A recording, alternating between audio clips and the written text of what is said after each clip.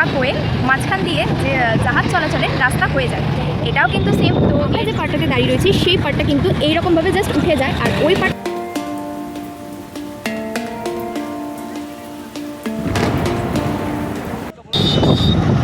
Hi friends, আমি চলে এসেছি আজকে একটা নতুন ভিডিও। এই যে ভিডিওটা, এই ভিডিওটা কিন্তু খুবই একটা ইন্টারেস্টিং ভিডিও। আমি এখন যেখানে যে জায়গায় দাঁড়িয়ে রয়েছি সে জায়গাটার নাম আমি তোমাদেরকে পরে জানাবো, কিন্তু পশ্চিমবঙ্গে তথা ইন্ডিয়াতে কোথায় কি এরকম ব্রিজ আছে সেটা আমার জানা নেই। সেটা আমার গুগল সার্চ করে বলতে হবে, বা তোমাদেরও যদি জানার থাকে সেটা কমেন্ট বক্সে জানিয়ে দাও। তো আমার আপাতত জানা নেই।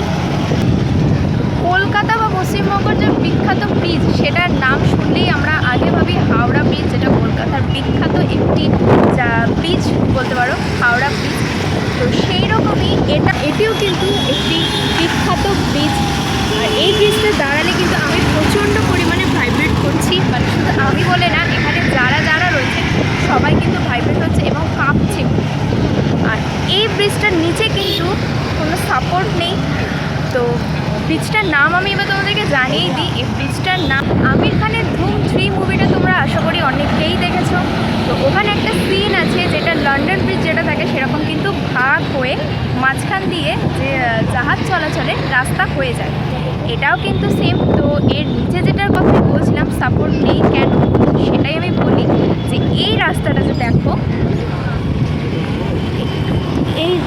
এই যে রাস্তাটা তোমরা দেখছো, এই যে মিডিলে যে লাইনটা চলে যাচ্ছে, এই লাইন বরাবর কিন্তু ব্রিজটা ভাগ হয়ে যায়।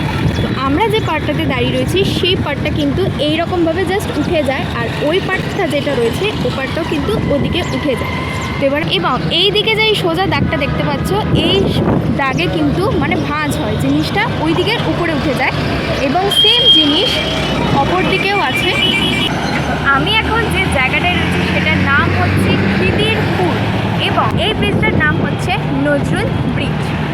এই ব্রিজটাই কিন্তু ভাগ হয়ে যায়। এবং তো এই যে দেখতে পাচ্ছ যে জাহাজগুলো এখানে দাঁড়িয়ে রয়েছে, সেই জাহাজগুলো যখন এই পার থেকে এই পারে আসে তখন কিন্তু এই ব্রিজটা খুলে দেওয়া হয় এবং মাঝখান দিয়ে জাহাজ পার করে ওই পারে চলে যায়। আর পার হয়ে যাওয়ার পরে আবার ব্রিজটা যেমনকার তেমন বন্ধ হয়ে যায়। তো এই যে ব্রিজ যে ভাগ হচ্ছে সেই দৃশ্যটা দেখার কিন্তু সবার ভাগ্যে থাকে না। আমিও যেমন এসছিলাম এখানে দেখতে যে যদি ব্রিজটা খোলে এবং যদি আমি দেখে নিই, সত্যি খুব ভালো হতো।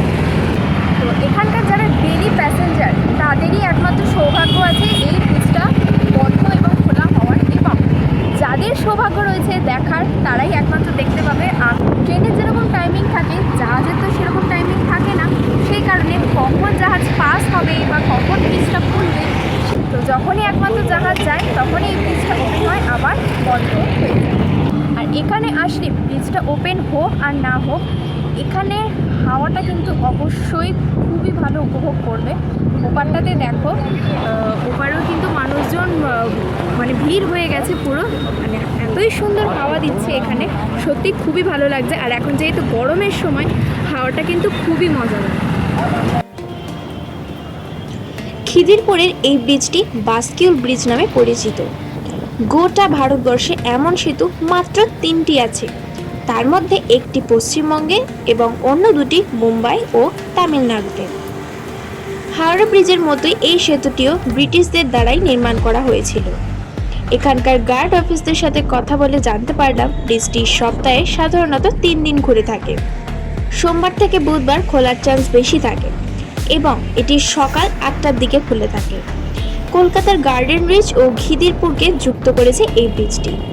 খিদিরপুর স্টেশন থেকে বেরিয়ে মাত্র 2 মিনিট হাঁটা পথে চলে আসতে পারো এই সেতুটাতে। দমদম ও শিয়ালদার দক্ষিণ শাখার সঙ্গে খিদিরপুর স্টেশনের যোগাযোগ রয়েছে। এছাড়া শিয়ালদা ও ধর্মতলা থেকে এখানে আসার অনেক বাস পেয়ে যাবে।